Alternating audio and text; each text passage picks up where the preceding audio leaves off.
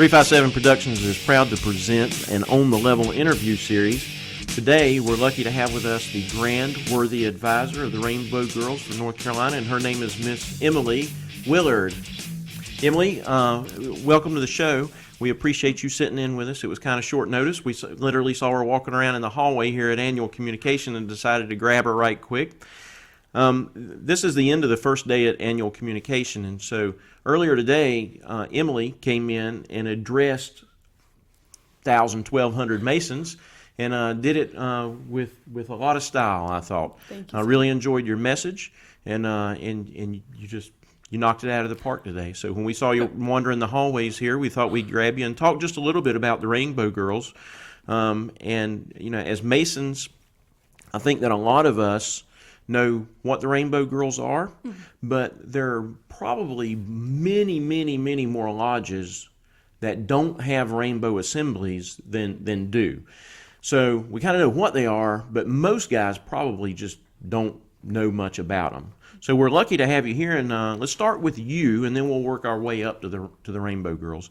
Tell us a little bit about yourself, and where you're from, and who your folks are, and how you came to be in the Rainbow Girls. I'm Emily Willard, like you said, and then I'm from the Winston-Salem area. So I actually joined because my dad was a Mason, and we went to a...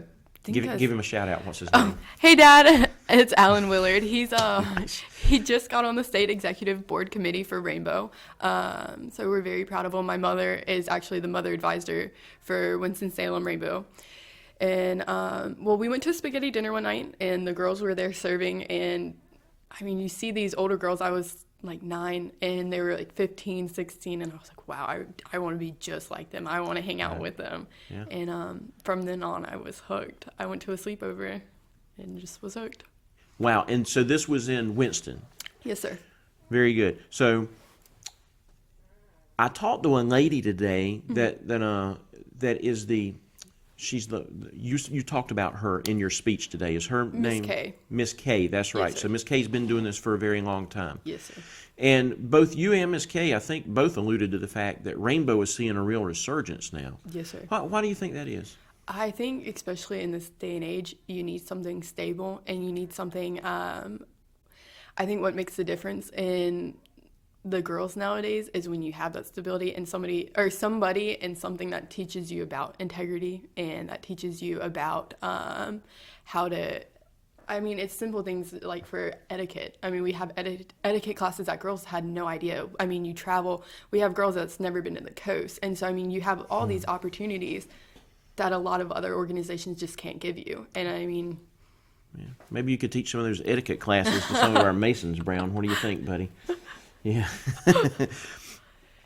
So I know my mother was a Rainbow Girl, which was, you know, my mom's 74 now. So obviously it's been around for a very long time. And I assume that as much talking as you guys have done here today about the resurgence that you're seeing, you must have been, you know, probably going through some ebbs and flows, and now, you know, things are coming back. Why do you think that they're specifically coming back? You talked kind of about why people would join the Rainbow Girls, but I mean, what are you seeing in your area that really would make it come back to life? I think it's when the men get their daughters involved, and so then you start in the lodge and you get the girls, and then finally, you know, once they get involved and they see what they like, they're like, wow, guys, you need to come to this event, or hey, just come do this community service event. But it's actually not, you're just not helping the community, you're actually having a lot of fun with the car washes or with the different like special events that you have. So I mean, the girls actually then get to bring their friends into it, and then more friends get to come into it. So you're building off of,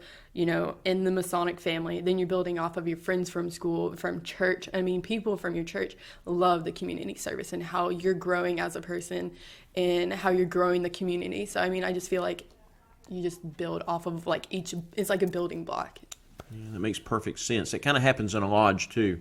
You know, in a lodge, sometimes you'll just get that guy that gets his buddy involved, and then he gets his buddy involved. The next thing you know, a lodge that was in a bad place is kind of coming. It sounds like that's the kind of the same thing happens. It's a natural. So it just takes one Mason. What you're saying is it takes one Mason to get his daughter involved, and then that kind of can parlay into, if it's the right personnel group, then it just parlays into bigger and bigger stuff. We were a very small group when I joined, and then by the time that I was kind of more conscious about what we were actually learning in our ritual, our assembly actually went down to 2 girls, me and another girl. And by the time I hit 7th grade, I started getting my friends involved, and they started getting people involved. So from that time, we ended up with like 32 girls at one point.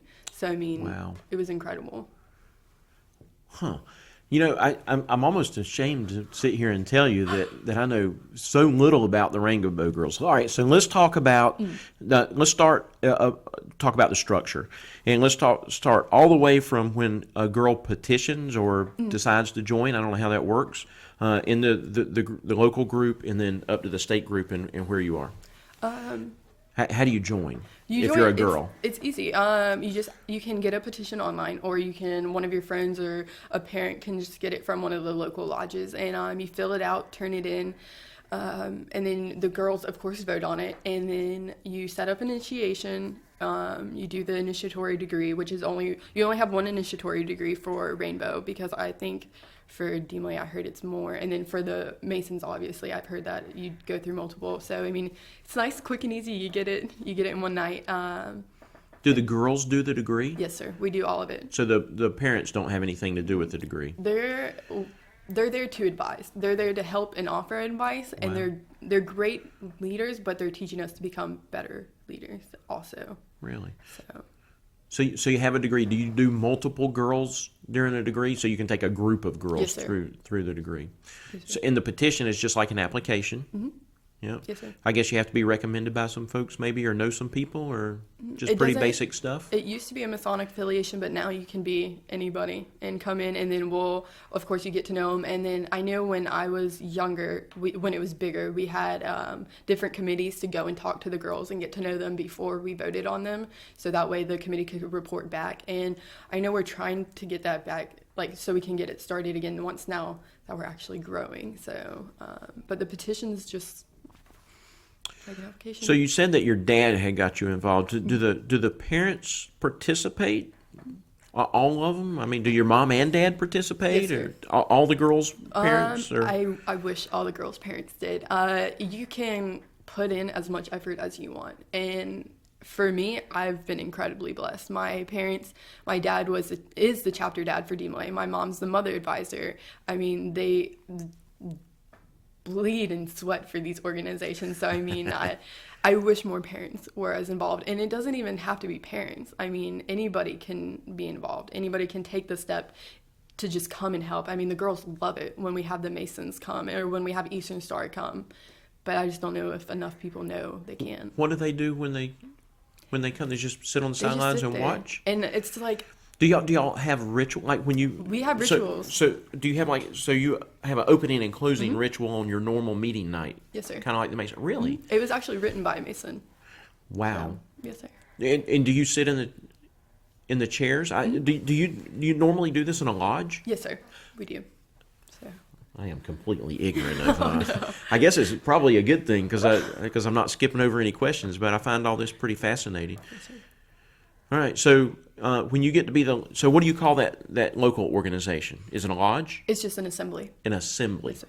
All right, so when you're like a young girl coming into that, a newer girl, and you've just first got your ritual, I assume that at some point you would, if you chose, you could become an officer, and then does that line kind of progress? You kind of go through those chairs? If you are, there are some that you're appointed for. We have about 21 offices, and then so more of when the girls are younger, those offices you're appointed, and then the higher up the girls actually elect. Yes. So That's very familiar to us as Masons. Good. And wow, how cool is that? Okay, so how many are normally in a local assembly? I guess it depends. it depends. You said you went down to 2. We went down to 2 at one point. Then we were at 30 something. I think we were at like 35 at one point. I mean, we took off, and now we're about 20. So I mean, there's just so many activities that girls get distracted by. So if you're how old can you be and still petition? You can be anywhere from 10 and a half and before your 20th birthday. 10 and a half to 20. So what happens if you're a rainbow girl and you go over 20 years old? You're just like a emeritus rainbow girl? We say that you are always a rainbow girl. You're never not a rainbow girl, but you majority out, which is a very sad ceremony, which I'm about to go through. So that's heartbreaking. And then at 18, I joined Amaranth and Eastern Star, and so we kind of try and show the girls that there's a next step, that once you majority out of Rainbow, there's nothing next. I mean, you have another organization to go to. All right, I was going to save and talk about that last, but since you brought it up, let's Sorry. go ahead and talk about that. How many girls do you think parlay on into Amaranth and Eastern Star? Percentage-wise, just kind of sort of more or less. Maybe 20%. I mean, it's not high, but it's not low. At least initially. But some of them probably come into it later in life. They do. I've heard a lot of people that have joined after maybe in their early 30s. I've heard a lot of people talk about they took a break and then went in, but a lot of girls don't know that there's another step is the problem, which I wish is like the thing to teach now, is that there's something to do next. And I think that's what's really important about having the Eastern Star and Masons come into our meetings and just be a strong force and a strong showing and say, there is another step and this is why you should take it. And let me show you the difference that you can make when you do take that step. So. Cool. So after you leave your local organization, you have a state level organization. Yes, sir. And I assume that are you appointed to that, or do you Yes, run sir. for that? You're appointed. It differs in each jurisdiction, but for here we have a state executive board that goes to the different meetings and state events, and they see the girls and see how they do the ritual work, how they perform, and how they interact with other girls, and then they appoint. They get together and they collaborate and they appoint the different girls. So Very nice. So as the Grand Worthy Advisor, you're like the equivalent of the Grandmaster of Rainbow Girls? yes, sir. Wow. And are you at the end of your term, beginning of your term? Is that a year-long appointment? Yes, sir. I was in June, the end of June, I started my term. So it's not really the beginning, but not the Right. end. So you're a quarter of the way through it, something like Sir. that. Good. And so I assume that you travel all over the state and you talk to the local groups. Good. Well, we couldn't be more proud of you. Thank you, sir. And you made a wonderful, impassioned speech today. The guys I know, listening to the Masons, they love hearing from the Rainbow Girls. They love hearing from the D-Malays, and I know that your parents are incredibly proud of you, and we appreciate you taking a few minutes out of your day to come talk to us. And you want to give a shout out to Appalachian State? Go Mountaineers. We'll run it out on that.